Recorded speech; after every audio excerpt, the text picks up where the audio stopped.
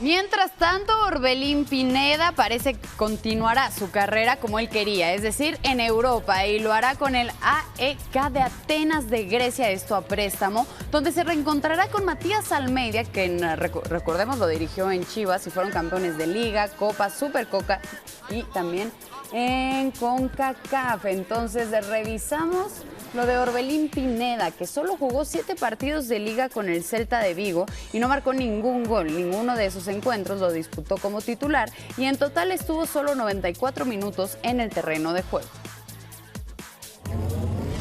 Con Orbelín pasa que él tiene inmensas ganas de jugar para poder ir al Mundial y está buscando la oportunidad de hacerlo con las máximas garantías. Él está tratando de irse a un equipo que pueda jugar todos los partidos de aquí al Mundial y nosotros le apoyamos 100% en su pretensión, ¿no? El futbolista mexicano tiene que tener mentalmente más capacidad de trabajo en Europa. La capacidad de trabajo que para aquí le da, allí no le llega.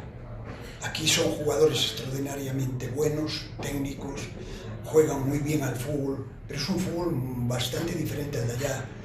Todo el mundo cuando llega, la intensidad con que se juega allá, la rapidez de balón, no tienen mucho que ver con la de aquí.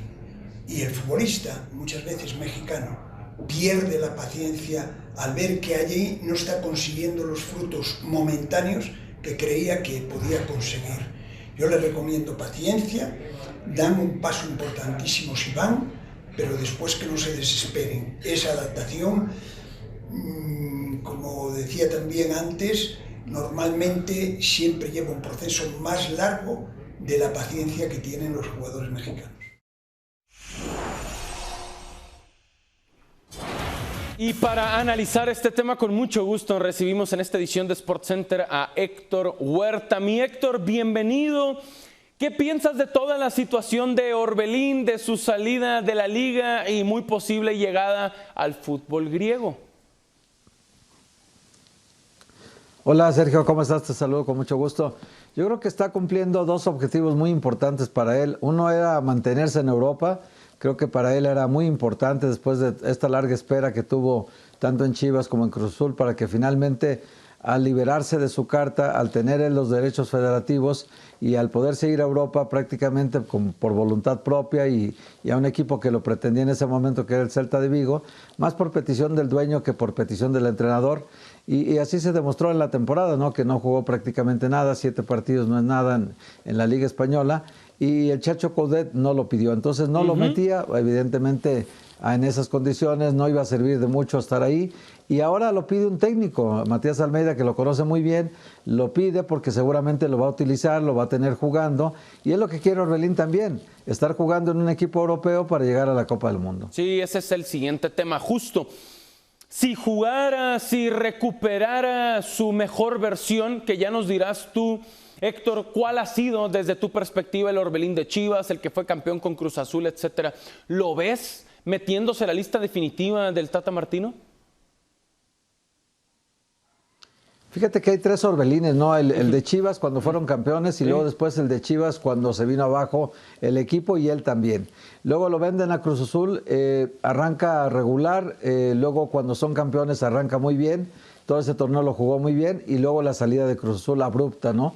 Y luego la participación en la Copa de Oro, aquella vez que se lesionó el Chucky Lozano en el primer partido contra Jamaica, ahí es donde entra de relevo Orbelín Pineda. Y ahí esa es la parte donde el Tata Martino está esperando de él ese rendimiento que tuvo en la Copa de Oro, convirtiéndose en el titular de esa selección, llegando hasta la final, siendo campeón México, y Orbelín Pineda tuvo un papel protagónico en aquella ocasión. Entonces, por eso es que el Tata Martino todavía lo tiene en la lista y todavía espera que juegue todo este semestre para que pueda llamarlo y convocarlo al Mundial. Yo creo que sí tiene un gran chance jugando con un técnico que lo conoce, que lo va a poner y que seguramente va a tener mucha participación en Europa.